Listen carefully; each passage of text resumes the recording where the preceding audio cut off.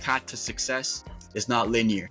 There's going to be ups and downs. You got to keep challenging yourself, but don't let your failures demotivate you. No matter what age, what race, what religion, whatever, what gender, none of that should stop you from coming into the field. Discrimination of any sort should not stop you or intimidate you from coming into the field. Also, keep your mental and your physical health in check too. Hey Cybersec Migrant family, welcome back to another episode of the Cybersec Migrant, your favorite corner of the internet where we decode what it really means to build a career in cybersecurity, particularly if you're an immigrant.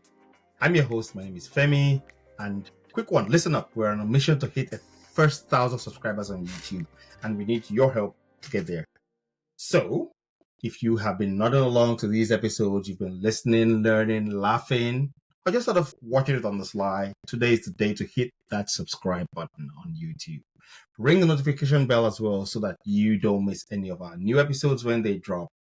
And if you're listening on Spotify or Apple Podcasts or wherever you find your podcasts, be sure to hit the follow button for our show as well. It costs nothing, but it means everything to us. My guest today is another rock star. His expertise spans vulnerability management and even AI and all of that. He's not only leading initiatives at a major financial institution here in Canada, but he's also teaching and mentoring the next generation of security folks. And today, Syed is going to be telling it all, his experience, the rabbit holes he has already gone down so that you don't have to go down them again, and everything in his very smart mind. So grab your coffee or beer. Whatever it is, we don't judge. Welcome to this episode of the Cybersec Migrant. Thank you, Femi, for giving me the opportunity to come on the show and tell my story, and hopefully it can help someone out, And I know that's what your platform is all about, about helping others and giving back to the community, right? So it's a pleasure to be on here. Fantastic. That's all. That's what I want to hear. So let's start at the very beginning. So tell us a bit about your background. How did you get into cybersecurity, and how did you choose what sector you wanted to actually stay in, and how did that learning curve impact where you are today? Yeah, so I actually started out straight out of high school. So my high school was in Ontario, and then straight out of high school I went to an undergrad program. You can, for the people listening or watching, they can read my blog in detail, but I didn't know what I wanted to do after high school, and that's all of us. Yeah, and I was just a young 17-year-old, and I didn't know what I wanted to do. This was back in 2015, and by chance I applied to Sheridan College's, at that time it was known as Information Systems Security Program, and I had no idea what I was going into, to be honest with you. I went to a high school that was quite prestigious, where people were like, oh, why don't you go to university? Why don't you go to University of Toronto or Waterloo and stuff? But I was like, I don't know if I want to do hardcore math. I also had, deep down, I was really into sports, but I wanted to do sports journalism. But that was something that I was like, the job market might not be there. So then I just applied to this program. It was close to home, and I went in, and it was a tough ride.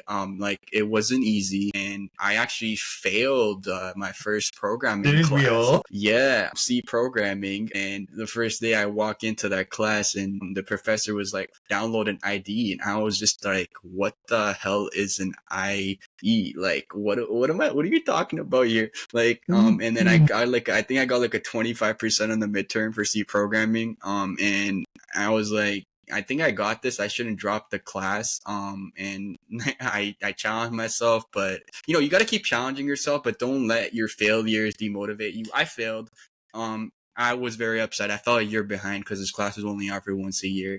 But at that point I was like, do I even belong? And that professor, God bless him, he was like, no, you don't belong in this field because you can't code. And I was like, you're not going to make it in the program. And that really, demotivated me. But as I got through undergrad, I realized that there are other branches of cybersecurity. It's not only about programming. And shout out to those professors as well. There's always the demotivators, but then there's more motivators as well. And shout out to those professors that motivated me, showed me the sides of cyber, such as forensics and also networking as well, and auditing, GRC, all that. And that's where I was like, it's just not all about programming. Yeah. right? And that Yeah. opened my eyes. And actually, 2017, I was about to drop out of the program, but when I took those courses, I was gonna drop out, and I was like, yeah, I don't know, maybe I might consider going the healthcare route, because another option was for me to become potentially a doctor. But then again, I didn't want to go through like 12 years of schooling, so I With was lots just of debt.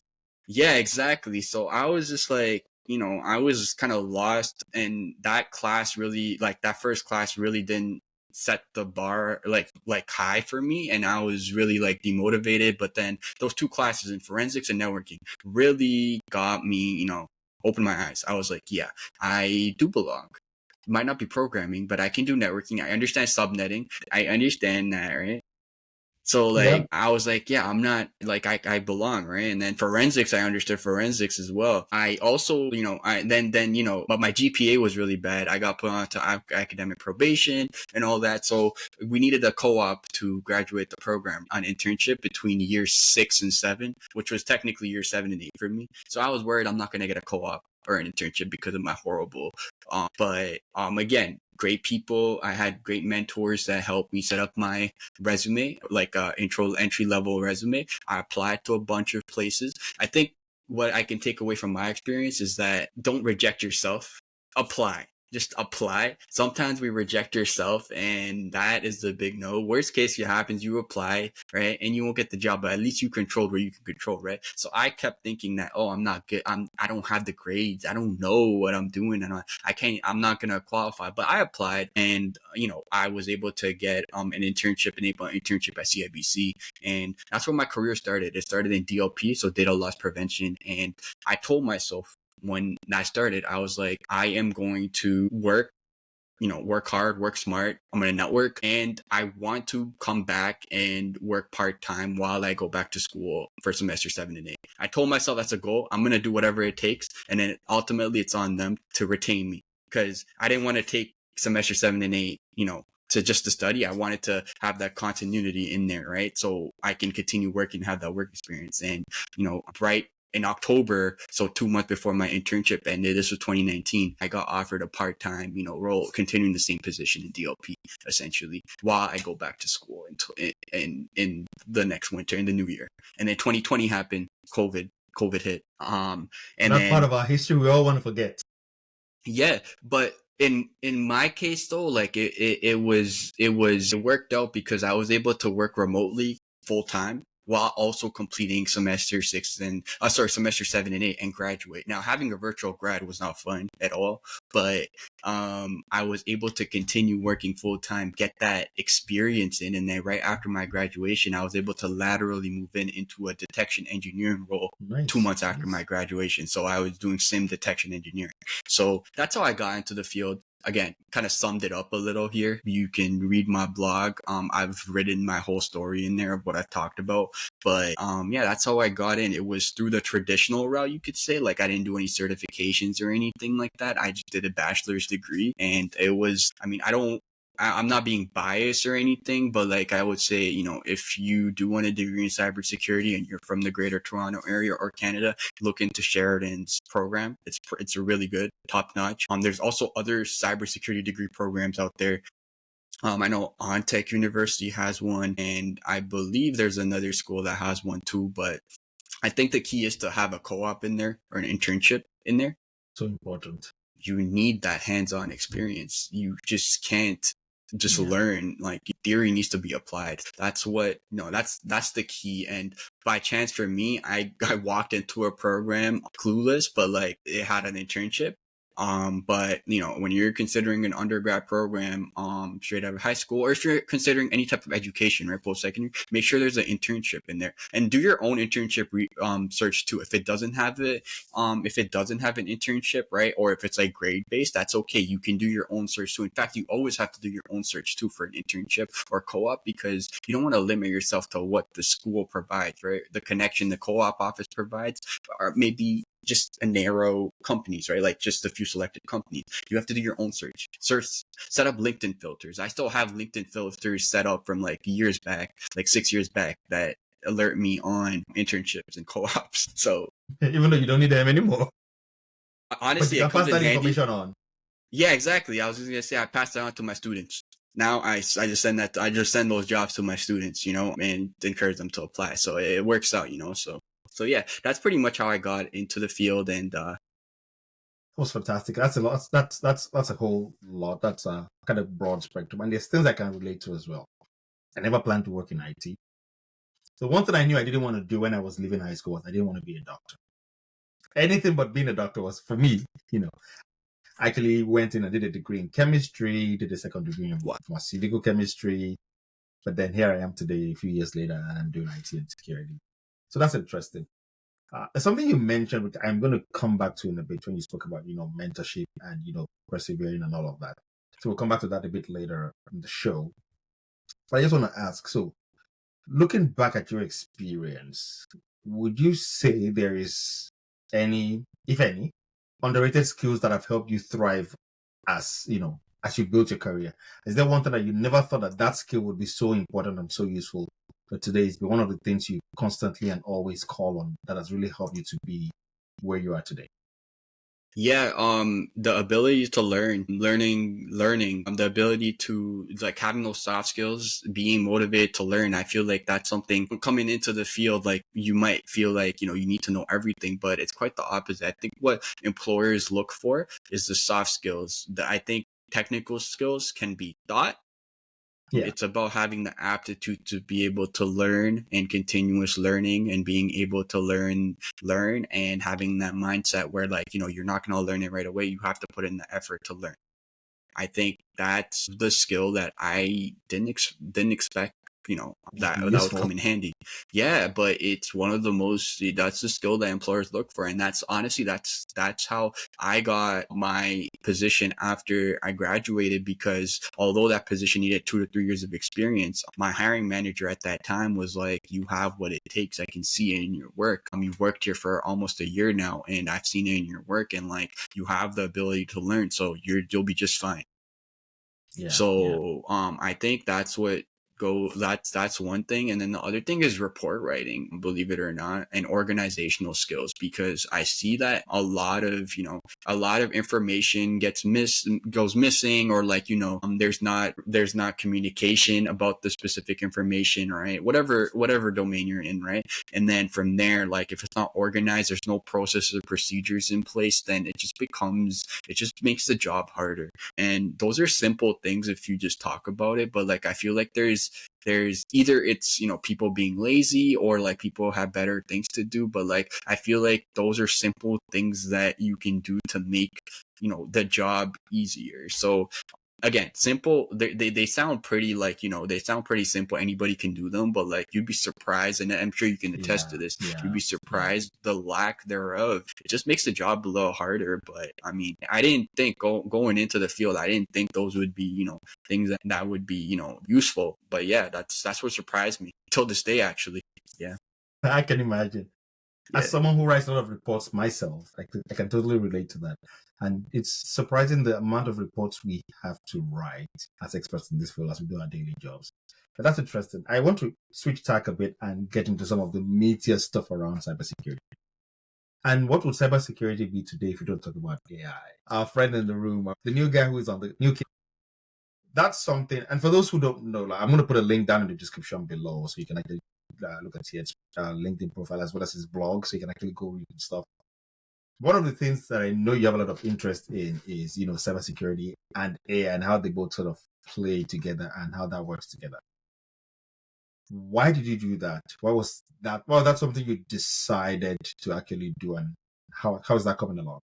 Yeah, so it's great that you brought that up, but I always wanted to do a master's, but I didn't know what I wanted to do it in, right? Now, I wanted something that it might not even be about the ROI, to be honest, because in cyber, the money is there, like in compensation wise. So like, ROI is there in the long term, but it's not gonna, like, it's not gonna magically make a difference in ROI. But I wanted to do masters in something that could help me take cybersecurity to the future, essentially, right? So now I had a couple of options, right? I had Masters of Business Administration, MBA, right? I found that too broad. I honestly found that very broad. And plus I have my CISSP. I was able to get my CISSP. So I was like, yeah, like I don't think that's something that I want to do right now. I can always do EMBA later on, like down the line. I don't need to do that right now. Now, blockchain is another thing that I'm into, like blockchain security and all that, but I couldn't find any master's programs that are like, related to management. I wanted to do a master's program that's related to management, right? Like eventually I want to get into management. And why do I want to get into management? Well, I want to get into management because I see there's technical folks and then there's the management, right?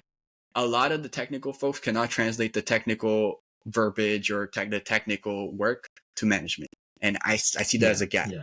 Right? Yeah. So then I saw the Masters of Management and Artificial Intelligence program at Queen's University, and I read through, I reached out to people, and I was like, this might be it. Like, this is perfect because I see a large language models being attacked.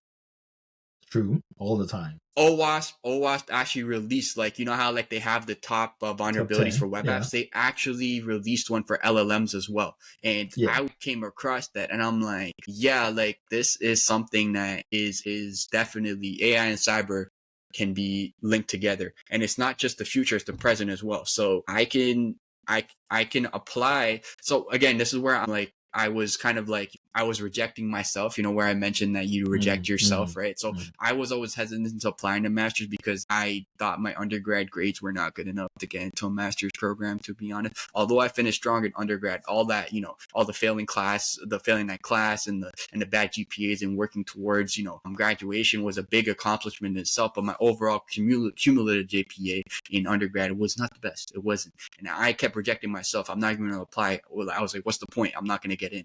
But something in me told me that just to apply, like, and I applied earlier this year and I was just like, worst case, I don't get in. But I applied to the program and I was able to, I was able to get in and I really liked the program and I can see a future of AI and cyber together. And eventually what I want to do is like, after I learn about AI and the management of AI, right? Like how AI can be learned from a management perspective, right? Then after that, I want to do the OSCP as well. And then what I want to do is I want to combine blue teaming, red teaming, AI, and potentially blockchain and put them all together and be able to translate that to simple terms, simplify them, right? Fantastic. That's the goal I want to do, and that's what I think going into management or upper tier, C-level positions all about. You need to know the technical, but you need to be able to understand the technical and then be able to translate it into what matters to the company or organization, which is mostly money, right? So AI, blockchain, cyber, those are all buzzwords nowadays. Every organization has them, right? But you need to secure them. Security is key for them. And then, the value they bring, right? The value they bring, and value is associated with money. So you need to be able to talk finance. You need to be able to talk money, right? ROI, return on investment, or like cost, or all that stuff. So that's what I want to do, and that's why like I chose AI, because I see AI and cyber going hand in hand. Not only in the future, but even today as we speak, AI and cyber go hand in hand, and it's going to continue going that way. Absolutely. I think you're totally right. AI and cyber do go hand in hand. A while ago, I did an episode with the president of ISACA Vancouver chapter. We spoke about cyber risk for generative AI. If that's something that interests you, you can click the card up here, but I can put a card up there and then you can actually watch that episode. Hey, Cybersec Migrant listeners. If you're enjoying the show, help us spread the word. Share the Cybersec Migrant podcast with your friends, your colleagues, and your network. It's the best way to help others discover our awesome content and to join the conversation. And don't forget to follow us on your favorite podcast platform. We're available on Spotify, Apple Podcasts, Amazon Music, iHeartRadio, and any other place where you get your podcast, so you never miss an episode. And do hit that like and subscribe button on YouTube. Your support helps us keep bringing you more valuable content, insights, and stories, and all these tips from the world of cybersecurity. And thank you for tuning in. And now, let's get back to today's episode. Stepping back a bit from, your experience trying to get, talking about AI and blockchain and all of that. Something you mentioned earlier was about, how mentorship was crucial for getting you to where you are today. So you've had those mentorship experiences. you're an instructor now as well, so you teach students as well. And I'm absolutely sure you're doing a lot of mentoring as well. And people sometimes think that mentoring is a one-way street. The mentor always tells the mentee what it is. But I say to people, as a mentor myself, I learn a lot from my mentees. So the question I'm going to ask you is, what, in your experience, both being a mentor and a mentee, what have you learned? And as an instructor, what do your students, what have you learned from your students as well that have helped you to be a better mentor and also be better at what you do on a daily basis? Because I think to be successful in this industry, this field, it's so important. That mentorship piece is something we can't. I haven't met anyone whose success story was like, oh, I never had a mentor, right? What's your take on it? Yeah, for me, it's all about giving back. Although I had great mentors in my career, and I still have great mentors till this day in my career that I reach out to, right? But I just don't want anybody else, especially people starting out in their careers or in, undergrad, post-grad, whatever it is, right, in cyber, to make the same mistakes I did. For me, it's all about giving back, right? And making sure that people don't make the same mistakes I did. You know what I mean? So I was always into mentorship. Like when I started my career, I was actually volunteering with an organization that helped high school students, Oh, nice. Nice. guide them towards post-secondary, right? Because at that time I had been through that where people would kind of go for, a program that might not be a good long-term fit for them. You know what I mean? In post-secondary. So what I would do is I would guide them and tell them that, no, like you need to look at, for example, like I mentioned before, right? A program that has an internship or a co-op. That's key. Emerging fields, all that stuff. That's where I would help out, right? So that was like my first time trying to give back to the community. And honestly, it felt good. Honestly, it felt good that I was helping other students out with my experience. And it just, this is good vibes, man. Honestly, it was just good vibes. But I wanted to continue that though in the cyber field. But at that point, I didn't have experience myself. So then what I did was I started, when I started studying for the CISSP and when I passed that, right after that, I helped, I think, 3 or 4 people, guide them, and they were able to pass that exam.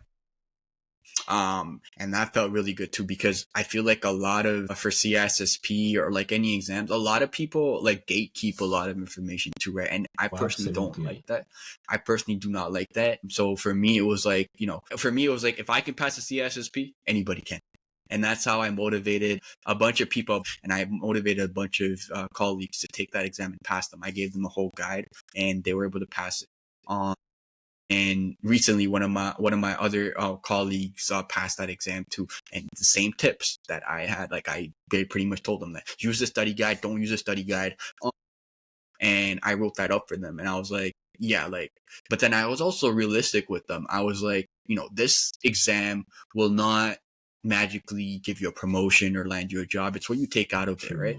It's what you take out of it. At the end of the day, a degree, a post-grad degree, undergrad degree, a certificate is a piece of paper, right? It's what you make of it. It's what you learn from it. It's what you take away from it, right? That's what really matters, right? And I use this analogy as well with money as well. Money, cash is a piece of paper, right? But we use it as a ledger, right? Basically, right? So value, so you have to bring value to that piece of paper, right? No certification is going to give you that promotion. No degree is going to give you that job, right? You have to take away the knowledge and apply it, right? And be able to show that you know the stuff, right? It's not about memorizing and passing an exam. So that's what I tell people, and that's what I tell my students too. And I feel like that also, I wanted to tell the students as well. A lot of educators, they're just or a lot of instructors, they're like, oh, you got to get the best marks. You got to get the best marks. But I think marks are important. Academic excellence is important. Absolutely. But you need to have a balanced approach where you're not just studying to pass an exam. You're studying to retain that and be able to apply it in your careers and in life as well. Education is great, but I feel like exams, a lot of instructors, they put exams in a way where it stresses students out. And that stress, when you're stressed out, and when you're stressed out, and you could probably attest to this, when you're stressed out, you're just going to want to memorize that information, get over with that exam, and you're not going to remember that information for the rest of your life. True. So what I tell my students, and this is where I love being a mentor, right, is if don't stress. If you need more time for your assignments, I can give it to you. You know what I mean? Like, obviously, like, there's a semester timeline, right? But like, I'm okay to be flexible. You just got to communicate with me, right? That, oh, Yeah. like, I have other stuff going on, and then, I need more time, and I'm more than happy to do that. Because again, learning under stress is not the best way to learn. It's not. You won't retain the 100% agree. information. It's No, it's not. no. It's you're gonna it's just basic human psychology, right? If you're stressed and you're learning something, you just want to get it over with and be done with it, right? And Yeah. that Yeah. doesn't work in this field. You got to be able to Yeah. enjoy learning, right? That's how you grow in this field. So Yeah. that's what I like about, being a mentor, where I can give students a different approach rather than the standard, oh, you got to study and get a 4.0 GPA, and you got to memorize for an exam and all that. I mean, that stuff's important. Academic excellence is there, but it's got to be a balance. And that's where, I want to mentor people. And that same thing goes to the CISSP as well, right? Like, the CISSP just as a whole, just because you pass the exam doesn't mean that it's going to guarantee you success in the field. You have to be able to apply the common body of knowledge and apply it in your careers.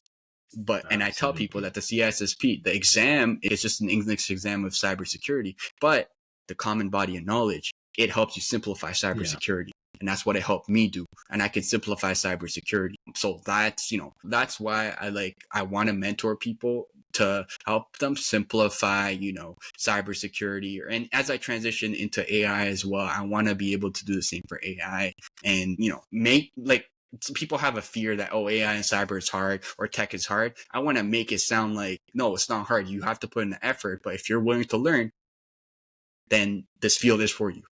So come on over and, put on the learner's hat, and let's get you on par, and you're going to succeed. Yeah, absolutely. And I'm going to continue on that train of thought because it's something I've always thought about as well. Many people, especially for people who are trying to get into cybersecurity, who aren't the traditional routes people, so they've probably been working somewhere in a different field or something. They're trying to get into cybersecurity and they're like, I am not technical. You cannot be in cybersecurity without being technical. Almost everything is technical. Even in GRC, it is technical. NIST is a technical document. All the NIST SPs are technical documents, or ISO is a technical document. So you have to be technical. But a lot of people struggle with that. And some of these exams, the Security Plus, the CISSP, the CCSP, for example, they can be quite technical in certain areas. The CEH, for example, OSCP, highly technical. You've got to know your stuff. So with the experience you have, particularly as an instructor, somebody who teaches other people these things, how do you keep technical content engaging for the learners? Because that is one of the things. When I was getting into the industry, I found it really hard for some technical. That's why I think that's part of the reason why I'm not great at programming till today. I didn't have an instructor who was able to actually get me to that point where I loved it. But how do you make technical content engaging for those of us who are not technical? If you're watching it on video, you see me doing air quotes for around not technical. Yeah. So in today's day and age, I believe everybody's technical in one sense or another because we all have our phones. Like, we all have these, exactly. Right? Like, we all have that, right? So when someone says, it's how you look at it, right? Like, how you define non-technical, right? And that's why I tell my students too, right? If you say that you're non-technical, right? Like, that's okay, but do you have the mindset to learn something new? That's what that matters to me, right? So if one of my students hypothetically came up to me and they're like, oh, we're not technical, right? And teach us digital forensics, right? How would I do that? Well, and this is just an example that, I've gone through. Like, a bunch of my students came from like financial backgrounds or even like medical backgrounds or or nursing background, right? Like, how would I go about teaching them digital forensics, right? Forensics is a hard course. Like, it's a hard course. It is. Now, how would I do that? Well, they're not going to know everything, right? I think hands-on experience is the best way to get them learning. Reading off slides is not going to teach someone the technical stuff. You got to do hands-on. So number one, walk the person step by step on how to set up a virtual machine. First, try to tell them what a virtual machine is. Give them like a an analogy that they could potentially relate to, right? Like, a virtual machine is like it's like an isolated house, basically, right? It's an isolated house that is shielded off. If whenever you want to go to that house, think of it as like a cottage, for example.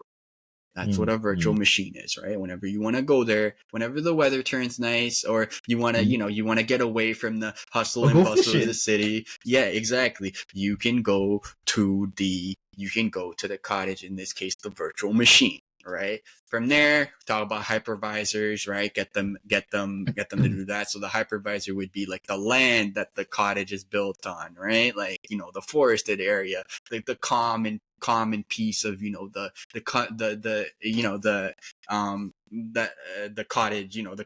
the lake or whatever, the birds chirping and nature, you know what I mean? So that's what the hypervisor is, right? And then from there, they would understand that and then deploy that virtual machine, right? And then from there, step by step, explain to them, like, this is that, like, memory analysis, like, what are you actually doing, right? Like, think of it like this, right? Like, you are basically taking the human brain and analyzing it, but you're doing it with the computer, basically. That's what you're doing.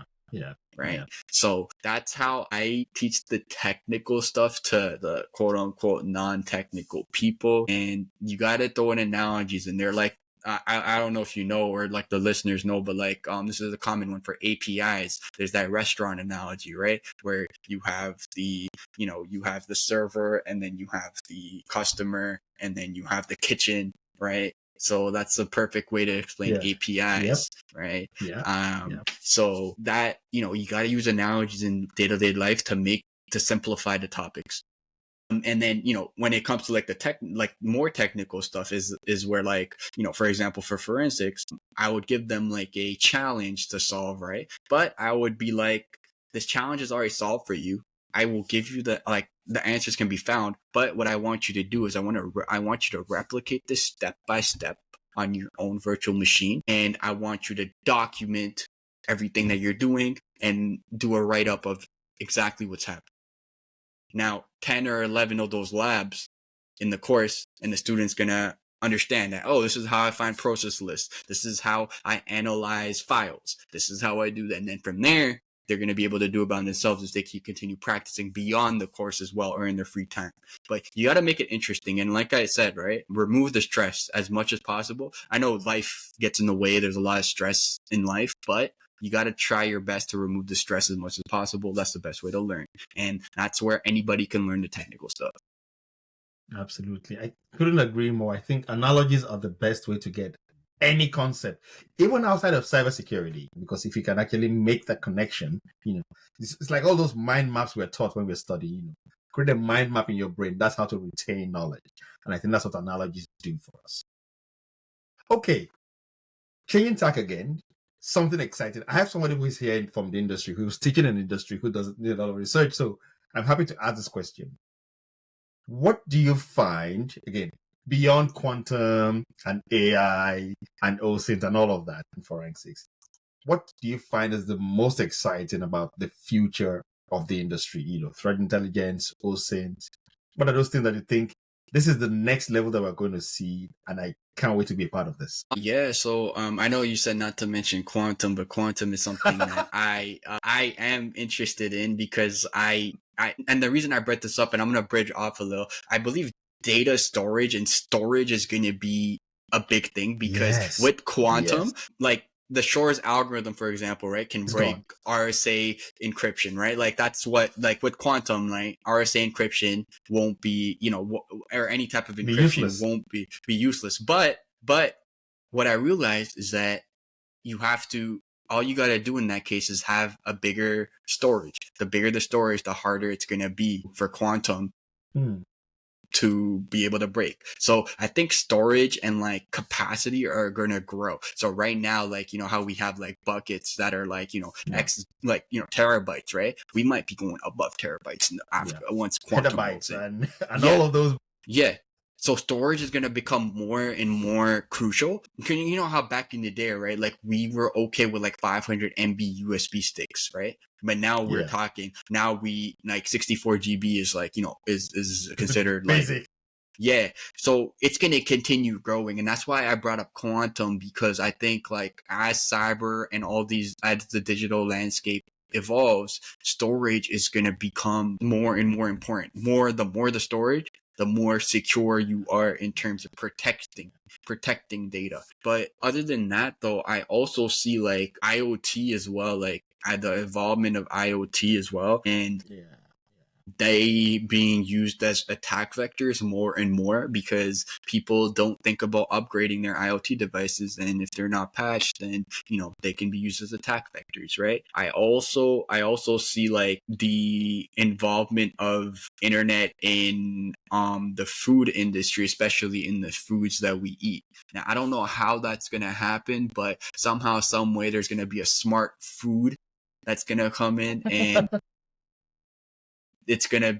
we're gonna consume it, but it's gonna be somehow connected to the internet, and then from there, there's gonna be a lot of implications there, and that's where I see that coming. Not maybe not in like the 5-10 years, maybe like 15-20 years from now. I think everything is smart nowadays, quote unquote, like smart, connected to the internet, except for the foods that we consume. But it is coming. It's coming, and I feel like it's gonna change. It's gonna change the digital landscape. And change nutrition forever as well, I think. Oh yeah, exactly. Like I think it's gonna change nutrition forever. Like for example, like you eat this, right, and it's going to make you lose weight, and it might actually do it. I don't know. Like that's just a hypothetical, right? Or it could cure, like I don't know, it could cure diabetes or something, right? But it's connected to the internet, right? Now, I personally think it's kind of happening right now as well, because whenever I scroll like X or TikTok or Instagram, it's not even like it listens. Like, sure, this conversation right now, after I open X right now, it might show something on cyber or AI. But sometimes I'm thinking about something, it's in my mind, and next thing I know, it's on my TikTok or X or Instagram. It's in my mind. I didn't even talk to anybody about it or talk to myself about it. It's literally in my mind, and next thing I know, it's on my For You page. Now that I realize that it's literally called For You page, so it's somehow reading my mind, right? So how is it doing that? I don't know. I also have this theory, and like I don't know if it's true or not, but right now in the foods we eat, I believe there might be something that maybe has a chip or something that reads our mind and feeds this data to these social media platforms, and that's how they're able to read our neurons, and they're able to give us the content on the For You page, because there's no way that next time you guys anybody scrolls on your TikTok or X, think about it. Like if you're thinking about something and you didn't talk to anybody about it, it's just in your mind. You might see that on your For You page, and you'll be like, "What? Like, how did that happen? Like, is it reading my mind?" So how else could that be? Either with food or with something around us. I don't know. Like, and so speaking of the future, that's just the theory that I have, and I don't know if it's true or not, but it's debatable. I agree. I think the future is both exciting and scary at the same time. So it's okay. Anyway, let's talk about some fun stuff. If you could automate one annoying cybersecurity task forever, automate it forever, never look at it, what would it be and why? Yeah, I would get rid of passwords, to be honest. I would just get rid of them. I would just go biometrics, or I would go completely passwordless. And that, I guess that counts as automation in a sense, because you don't have to enter passwords, right? You would be using something that, either the factors of authentication, right? It's like something that belongs to you, right? So you'd using your fingerprints or your retina or I think that needs to be a thing. Passwords, I feel like, can be cracked easily, no matter how complex you make them. They can be cracked. Now you can have multi levels of authentication, but I think passwords and 2FA codes, especially via SMS, need to go away. They need to go away, and it needs to be biometrics. I think biometrics it should be a standard way to authenticate people on your laptops or your servers.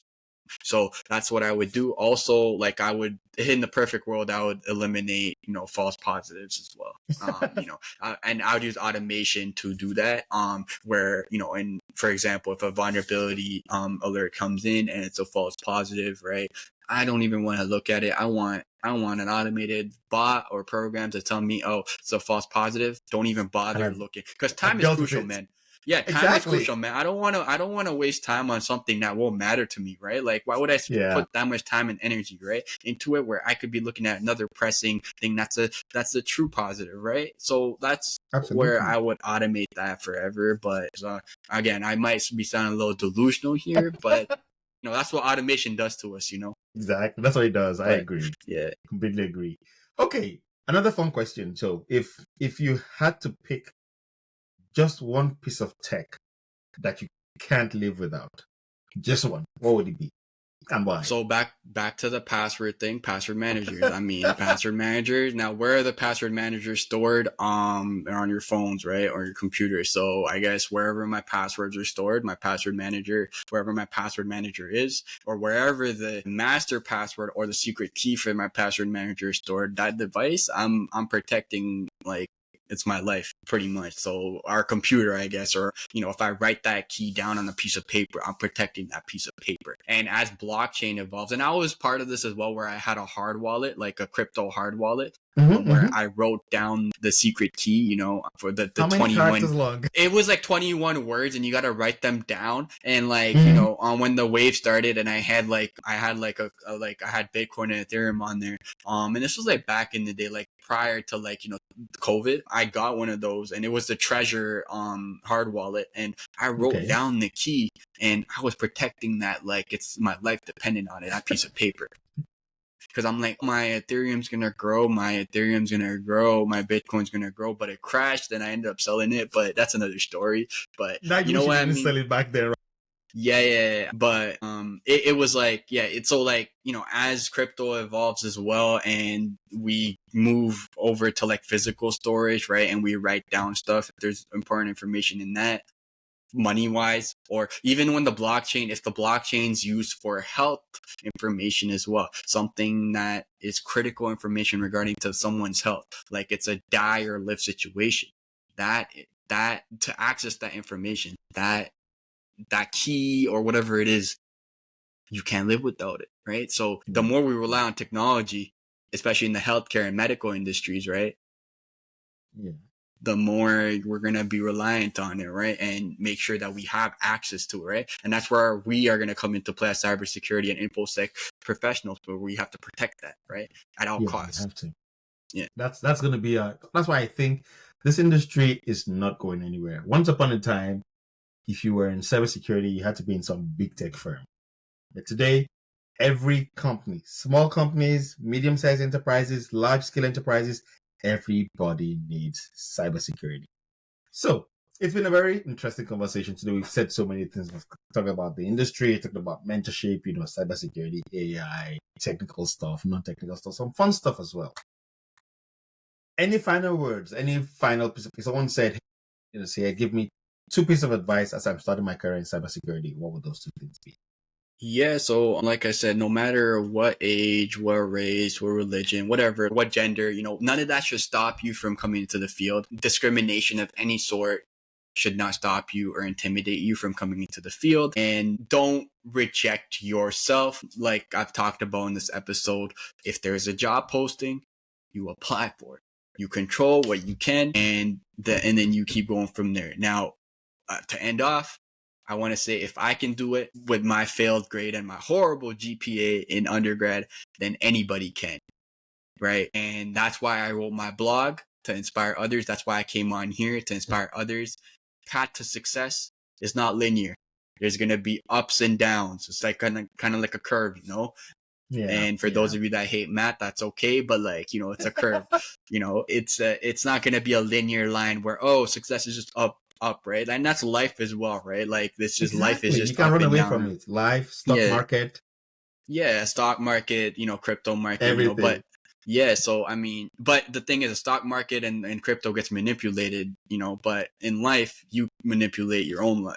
So you can control your own curve, right? Now, eventually you'll go up, but you'll hit downs. But the thing to remember when you hit a down in career or in life or whatever is that you're only going to go up. Exactly. Right? The only way is up.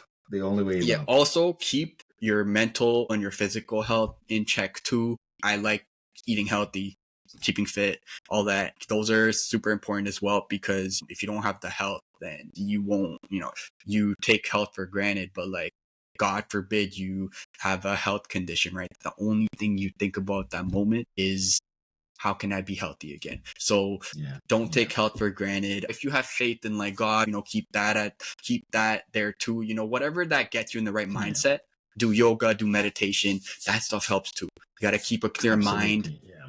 And having a clear mind, having a healthy body, you can do anything. So whether that be cybersecurity, AI, whatever you want to do in life, you can do it. So that's what I'm going to end off with here. It was a pleasure, man. I really appreciate you having me on here, and I hope the viewers here can take something out of this. And just like that, another fire episode in the vault. Thank you so much, Syed, for coming on today, bringing all those wisdom, those nuggets, because I've learned some new things. And yes, you're absolutely right. If you're religious, if you believe in one thing, do that, because it's going to play a big part in helping you find the right directions as you go through your career, as you grow. Now, before we go, here's your mission to the listeners, to those of you who are listening to this or watching this on YouTube. Especially on YouTube, we are pushing to reach our first 1,000 subscribers. So every follow, every like, every share gets us closer to that goal. So if you got value from today's episode, you learned something from what Syed said, maybe a new idea, maybe a laugh, pay it forward. Hit that subscribe button if you haven't already done that. If you have, thank you so much for subscribing to the channel. Thank you for watching another of our videos. And if you found it useful, share this episode with a friend or with a colleague, or that cousin who thinks cybersecurity means fixing the Wi-Fi. You can find Syed on LinkedIn. I'm going to put a link below, in the description below, to his LinkedIn profile. I'm also going to put a link to his blog as well. And then you can also find us wherever you stream your podcasts. We're available on Spotify, Apple, Amazon Music, Castbox, iHeartRadio, anywhere really. We're everywhere and anywhere. You can't get away from us. So stay curious and let's keep growing together. And until next time, this is Femi signing out on this episode of the Cybersec Migrant. Thank you.